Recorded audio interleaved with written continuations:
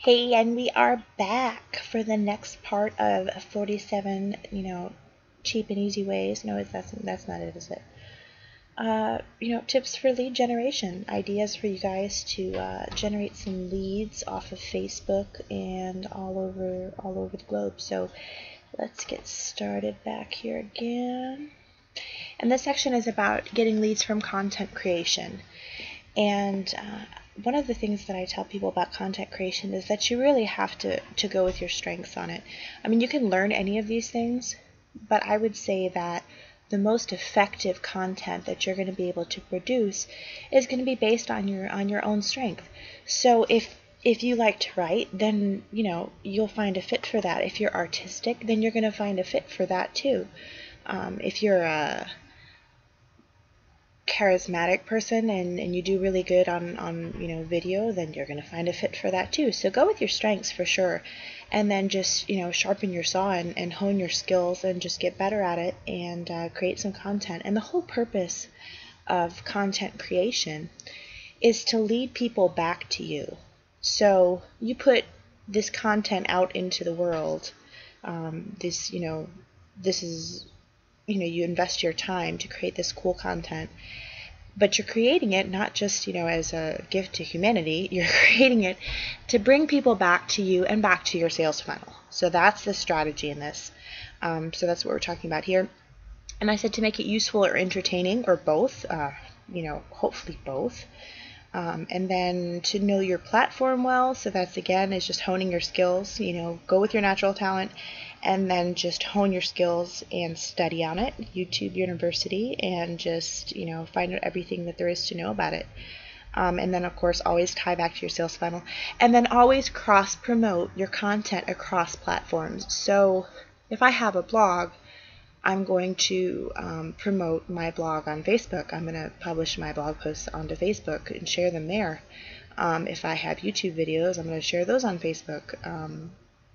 And I'm going to hook my profiles up together too. So like my YouTube profile is going to hook up to my Facebook. It's going to link to my Facebook, and my Facebook is, going to have a link to my YouTube. So that way, people can always find you. So if you have fans on one platform, they're going to follow you on to the next platform, and they're just going to move through your funnel that way better. So here we go.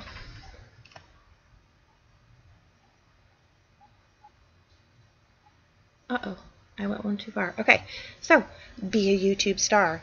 So I'm not going to go real in depth. Again, guys, you guys are want to study up on any of these methods that interest you. This is just basically a lead generation brainstorm to get your thinking cap on and decide if which of these methods might work for you and might be a good fit. So for YouTube, one of the things you can do is make your titles, your video titles, search friendly. And that sounds kind of intimidating because you're like, oh, is that SEO thing? Because I can't. But we're not talking about SEO. I'm talking about what would you be typing into the search box on YouTube to find your video? Because that should be your title. That should absolutely be your title. So like if your video is about planting tomatoes, then you would be searching for how to plant tomatoes, right? So basically just keep it simple. Think about what you would be searching for and make that your title. That's the gist. So give a robust description with links to your funnel. Yeah, you want to give the more text that you have. I will tell you a secret about SEO that search engines, and YouTube is a search engine. It's actually the second biggest search engine after Google, which is, fun fact. So search engines can't process videos very well. Like, did you ever click on a YouTube video and then look at like the captions, like turn the captions on, and the captions are all messed up because they're not really good at that yet. So you need to give them more information in text in your description, so that YouTube will know what your video is about and be more likely to serve it up when people are looking for things that are related to your video. So that's one way to do it. And then you're also going to want to have links to your funnel in your description, obviously, because again, you want to bring them all back to one place, and the end goal is for them to buy, right? So create playlists and link to your other videos in the description. That's basically actually a way YouTube loves you to stay on YouTube, right? So YouTube will be more favorable towards your video and rank it higher if you link to other videos on YouTube. So link to your own videos in your description. Say, hey, if you like this video, check out this other video I did, right? And YouTube loves that because it encourages people to spend more time on YouTube, which is the whole point of YouTube. Okay, so and then check out what others are tagging. There's a very cool program, and it's free, called Social vidIQ, I think, and I'll find it, I'll link to it. That lets you check out what other people have used for tags for their videos. And if you find a video that's similar to yours and you use similar tags, if you find a video that's popular and you have a similar video and you want to be popular also, you can use the same tags that they're using. And so that's kind of a way to spy on, on successful channels and kind of reverse engineer what they're doing. So, but I'm sure that you guys can find out way more about this if you just do some homework on it. So let's move on. Okay, so be a blogger, and blogging is a commitment. I will say that. If you're not writing on a consistent basis, you'll lose readership. So commit to writing on a regular basis, and also stay on topic. And that means don't just write about anything and everything. Think about your target market. You're writing for your audience. You're writing for your prospects. You want to be interesting to them, and you want to give them a reason to read. There has to be a payoff. You know what I mean? So share your posts and make them easy to share. That means whatever platform you choose, you can choose a free blogging platform, or you can host your own blog, like with WordPress. But make sure that there is a way built in for them to share. So that could be sharing buttons or any other way that you want to do that. And then make your content search friendly. And I actually want to do a separate video about making search-friendly content. So I hope you guys will tune into that if I do that. Okay, so have a website. Now, a blog and a website are not the same thing. So, common misconception. Websites can have blogs, and blogs cannot have websites. So blogs can be independent.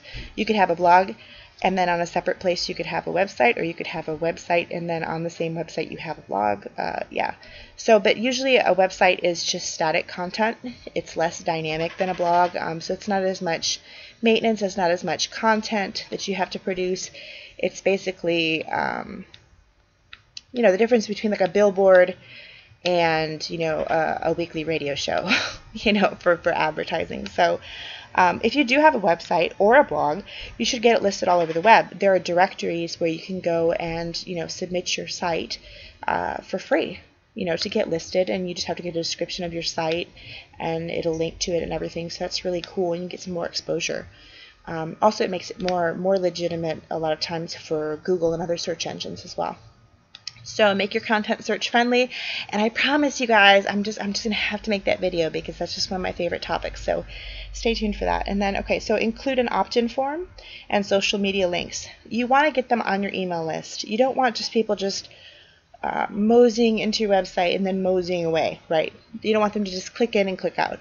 You want to have some way to follow up with them, right? So if they're coming to your website, you need to have an opt-in form, and you need to give them a good reason to opt into it. So maybe, offer some free content that you've created, and we'll talk more about the different things that you can offer. And then you also want to have social media links so that they can follow up with you on social media. Okay, number 18 is be artistic. And if you're artistic, and I'm not super artistic, you guys saw my business card a couple videos back. I'm not very artistic, but if you're artistic and you can create beautiful images that people want to share, then this might be the right kind of content creation strategy for you. So infographics, and I don't know if you guys are all aware of what infographics are. Infographics are like graphics that are charts. They're like beautiful charts. So just Google it, and you'll love it. Okay, so motivational images and infographics work the best for this. Because they're just so shareable, and they're useful, and people love them. So include a watermark that brings people back to you. So that means, if you make a cool infographic, you want to put your website somewhere on the bottom of it, or you want to put your Facebook URL, something that can bring people back to you. So you got to give them something that, otherwise you're just, basically charity giving this content away. So, and then you want to share them and encourage other people to share them as well. Okay, be an author. So for you guys that like to write and don't want to commit to a blog maybe, you could write an ebook about something that you're an expert at. And it could be anything, anything that you actually know something about. And it can also be really short. You can do it, there are formats where you can do it so it can be read on Kindle and stuff like that. And you can also just do it as a PDF. So you can offer your ebook as an incentive to opting into your list. This is what we were talking about earlier. Or for joining your Facebook group. So those are both really cool things. So if you write, if I wrote a book that was 47 ways to, generate leads, then, that would be a good incentive for people to opt into my list, right? Okay, and then you can also submit your ebook to ebook libraries or ebook directories across the web, and then you can link back to your funnel. So that's another way to promote it. Be a virtual teacher. This is something that Dwayne Golden does, and he's just so excellent at it that you guys should really check out his stuff.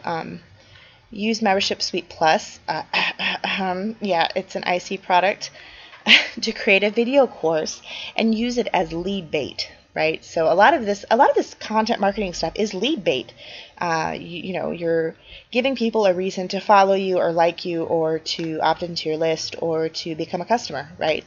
So you can use Membership Suite Plus. You can use a site like Udemy and actually sell it, or you can offer it for free. I think offering it for free is really cool when you're just starting out. So you can also host the course on your own website using a membership plugin for WordPress. So that's another option if you don't want to use one of the membership sites like that. Create an email course. So basically this is really simple. You could write a series of, let's say, 10 emails, right? And it could be about, marketing on Instagram.